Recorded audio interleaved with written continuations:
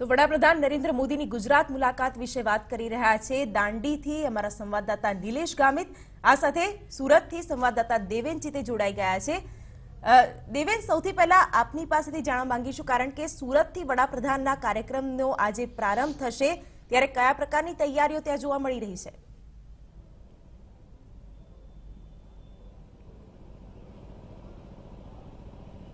શિવાની, વડાપ્રધાન નરેન્દ્ર મોદી આજે ફરી એકવાર સુરત આવી રહ્યા છે। 1:20 તેઓ સુરત એરપોર્ટ ઉપર આગમન કરવાના છે અને સુરતીઓની જે વર્ષોથી એક આશા હતી કે સુરતને ઇન્ટરનેશનલ એરપોર્ટ બનાવવામાં આવે અને એ પ્રકારની તેમની જે આશા છે તે આજે પૂર્ણ થવા જઈ રહી છે। વડાપ્રધાન નરેન્દ્ર મોદીના હસ્તે આજે સુરત શારજા જે ફ્લાઇટ છે તેને લીલી ઝંડી બતાવવામાં આવશે અને તેના માટેની જે તડામાર તૈયારીઓ છે શિવાની, તે પૂરી કરી લેવામાં આવી છે। વિશેષ કરીને વડાપ્રધાન નરેન્દ્ર મોદી જ્યારે આવવાના છે ત્યારે એમના જે એક રંગોળી જે છે તે બનાવવામાં આવી છે। એક ભવ્ય સ્ટેજની આગળ જ આ રંગોળી બનાવવામાં આવી છે, એ ખૂબ જ આકર્ષક રીતે અત્યારે તૈયાર કરવામાં આવી છે। એરપોર્ટના જે ઇન્ટરનેશનલ એરપોર્ટ છે તે ખુલ્લો મુકાયા બાદ તેઓ વિનસ હોસ્પિટલ પાસે જવાના છે અને તે પૂર્વે જે રીતનો આ માહોલ તમે જોઈ શકો છો કે એક વિશાળ રંગોળી જે છે તે બનાવવામાં આવી છે અને જે ડોમ છે તેમાં પણ ખૂબ જ મોટા પાયે વ્યવસ્થા કરવામાં આવી છે। નરેન્દ્ર મોદી જે છે અહીંયા સભા ગજવશે અને એરપોર્ટ ઉપર અત્યાર સુધી સુરતીઓની જે લાગણી જોડાયેલી હતી તેની પણ વાત કરશે।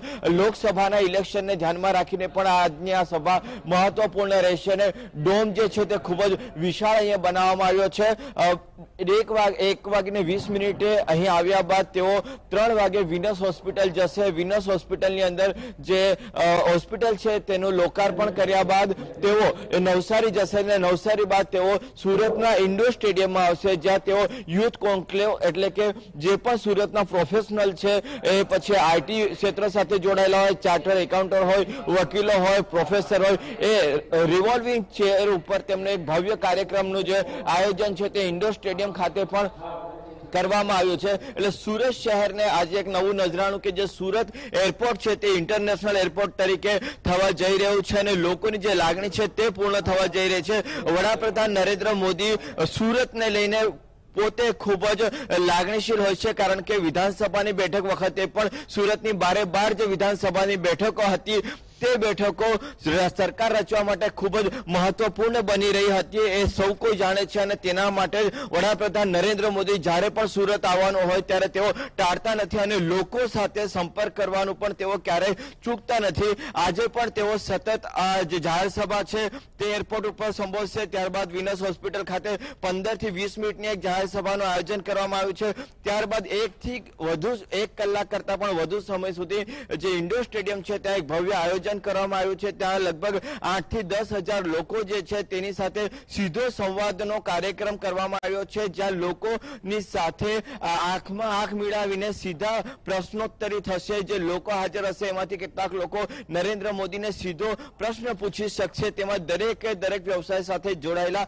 લોકો હાજર રહેશે, એટલે તે પણ ખૂબ જ આકર્ષણનું કેન્દ્ર છે અને તેના કારણે પણ છેલ્લા 4-5 દિવસથી જે રીતે રજીસ્ટ્રેશન ઓનલાઈન કરવામાં આવી રહ્યું હતું તેમાં પણ ખૂબ જ ધસારો જે છે તે સિવાની જોવા મળી રહ્યો હતો। એટલે સુરતીઓમાં પણ એક આકર્ષણ હોય છે જ્યારે પણ વડાપ્રધાન નરેન્દ્ર મોદી આવતા હોય છે સુરતની અંદર। આપણે ભૂતકાળની પણ વાત કરીએ તો એક ભવ્ય રોડ શોનું પણ આયોજન કર્યું હતું ને તે રોડ શોની આખા દેશભરની અંદર ખૂબ જ ચર્ચા થઈ હતી। એટલે વડાપ્રધાન નરેન્દ્ર મોદીની સુરતીઓ પ્રત્યેની લાગણી અને સુરતીઓની વડાપ્રધાન નરેન્દ્ર મોદી પ્રત્યેની જે લાગણી છે તે અંકબદ્ધ છે અને આજે પણ લોકસભાની ચૂંટણી પૂર્વે સુરત શહેર કે જે ભારતીય જનતા પાર્ટીનો ગઢ માનવામાં આવે છે ત્યાં ફરી એક વખત જાણે દક્ષિણ ગુજરાતમાં તેઓ લોકસભાની ચૂંટણીનો પ્રચારનો પ્રારંભ કરતા હોય તે રીતે આજે તેઓ સુરત એરપોર્ટનું જ્યારે ઇન્ટરનેશનલ એરપોર્ટ તરીકે ખુલ્લો મૂકવા જઈ રહ્યા છે ત્યારે સ્વાભાવિક છે કે લોકો સાથે સીધો સંવાદ કરીને તેઓ ફરી એકવાર સુરતીઓના દિલ જીતવાનો પ્રયાસ કરશે। બિલકુલ દેવેન।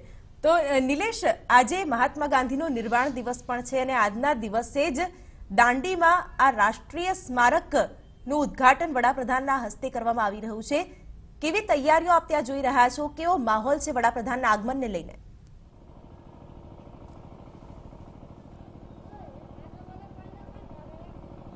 જી શિવાની, સમગ્ર જે કંઈક ઘટનાક્રમની વાત કરીએ તો સમગ્ર વિશ્વને સત્ય અને અહિંસાનો જે કંઈક મહામંત્ર ભેટ આપ્યો છે એવા ગાંધીજીની આજે પુણ્યતિથિ છે, તેવા સમયે આજે નવસારી ખાતે દેશના વડાપ્રધાન નરેન્દ્ર મોદી આવીને જે કંઈક 120 ફૂટ ઊંચો જ્યોતિપુંજ છે બનાવવામાં આવ્યો છે. ગાંધી મેમોરિયલ સોલ્ટ જે કંઈક યાદવા સ્થળી એને ડેવલપ કરવામાં આવ્યું છે અને 110 કરોડના ખર્ચે જે કંઈક સ્મારક બનાવવામાં આવ્યું છે એનું લોકાર્પણ કરવા માટે નરેન્દ્ર મોદી નવસારી આવી રહ્યા છે. આજે 4:30 કલાકે નવસારી આવશે અને આ સમગ્ર જે કંઈક સોલ્ટ જે કંઈક પ્રોજેક્ટ છે એનું લોકાર્પણ કરશે. ત્યારબાદ જે કંઈક જાહેર સભાને સંબોધશે. તે પહેલા એક જે સ્મારક બનાવવામાં આવ્યું છે, સ્મારકને ગાંધીજીના વિચારો સાથે જોડીને, સોલર પેનલો સાથે જોડીને ગ્રીન એનર્જી પેદા કરવામાં આવી છે, જેનાથી સમગ્ર પ્રોજેક્ટ ચાલશે એ પ્રકારની સમગ્ર વ્યવસ્થા કરવામાં આવી છે. તદુપરાંત મીઠું એટલે મીઠાને સૈદ્ધાંતિક રીતે મીઠું બનાવી શકાય અને પ્રસાદ તરીકે ઘરે લઈ જઈ શકાય એ પ્રકારની વ્યવસ્થા પણ કરવામાં આવી છે.